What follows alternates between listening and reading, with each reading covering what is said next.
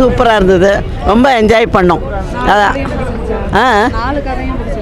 எல்லா கதையுமே பிடிச்சிருந்தது. அது ஒவ்வொரு இடத்துலையும் ஒவ்வொரு இடத்துல எப்படியெல்லாம் இது பண்ணுறதுன்றதை பார்க்கும்போது ரொம்ப இந்த இப்போ இருக்கிற இந்த காலகட்டத்துக்கு ரொம்பவும் தேவையான ஒரு தேவையான மெசேஜ் இந்த படத்தில் இருக்குது.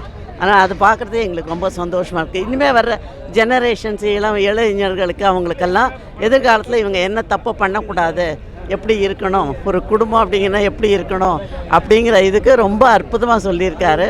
ரொம்ப நல்லா இருக்குது கதை. 1000 ஜன்னல் வீடு, இது அன்பு வாழும் கூடு. அழகே வந்துருச்சு. நல்லா இருக்கு. எந்த எமோஷனல் ஆனீங்க? என் பொண்ணு நாள் தான் இப்போ அம்மா பற்றி தெரியாம பொண்ணு பேச்சு கேட்கல. அம்மா வேணும்னு சொல்லிச்சுல கடைச்சி கேட்டோம். இந்த கடைசி கடன் தான்.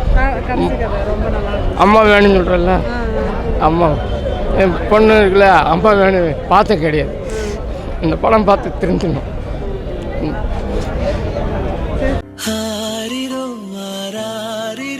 இது தந்தையின் தாலாட்டு.